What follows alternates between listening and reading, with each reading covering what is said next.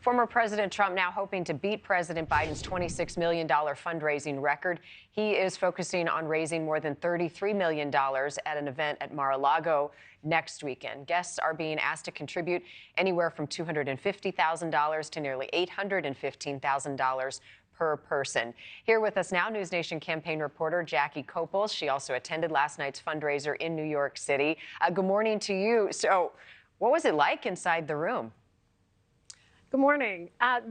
The energy was really, really high, as to be expected, with three presidents, two former presidents, of course, and then our current president, Joe Biden. People were really energized. The event started with essentially a concert with stars like, I know it was mentioned before, Lizzo and Queen Latifah and Leah Michele and Ben Platt and Cynthia Erivo, and that really revved up the crowd. And then the three presidents actually came up through the orchestra, which was a pretty fun and dramatic way for them to enter. So the crowd was very into it, cheering at many points throughout the evening. Very excited to be there, clearly. So a lot of energy. Was there any sense as to what was going on outside and some of the protests that Dre was just mentioning? Was that brought up in part of their discussion?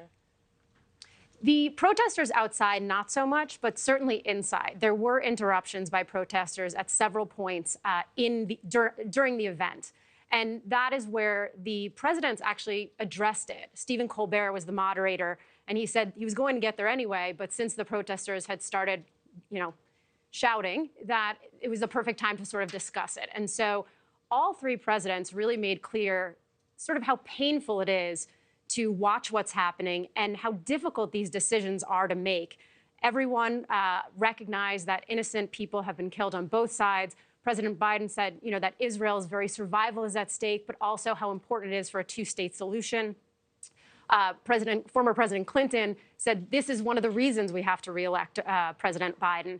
And President Obama also said, that President Biden has moral clarity because he listens to both sides, because he feels for both sides, and that you can feel for the victims on the side of the Israelis and on the side of the Palestinians. Jackie, this was a really big fundraising event. We mentioned some of the numbers, and it was an expensive ticket to get. Talk about who was in the audience, the type of people who wanted to be there and pay to be there last night.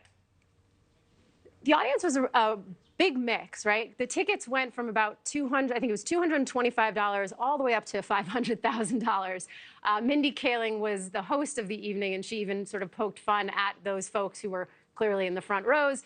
I was not one of those people in the front rows, to be clear. I was much further back, but it was a wide mix, obviously mostly New Yorkers, but people who were really excited and energized to see the three presidents, to hear from them. And Obama and Clinton really understood the assignment, which was to make the strong case that, in their opinion, it's not just voting against Trump, but rather it's voting for President Biden, all the reasons to vote for him, saying he's done an outstanding job as president. Having celebrity endorsements is important, right? It helps you get your message out. You sort of envelop all of their supporters. And there's been a lot of talk that President Biden doesn't have the support of some big celebrities that he had the last time that he ran. How was that addressed last night, if at all? It wasn't addressed. I think, they felt that the musical acts at the beginning were big names. They were really excited about the show in general. And there was no discussion of sort of future commitments coming from celebrities. But remember, this is going to be the longest general election cycle in, I believe it's our history. And so there is still plenty of time for people to get on board.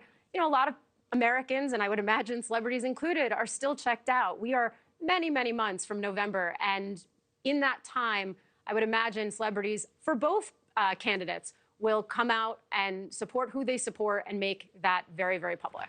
RFK Jr., there's a lot of buzz around him right now with his VP announcement lately. His potential VP candidates got him in the news quite a bit. He's gaining some traction. He's still trying to get on the ballot for this election. Did they talk much about the threat of him taking votes away from President Biden, that it hands the election, as some will criticize, to President Trump?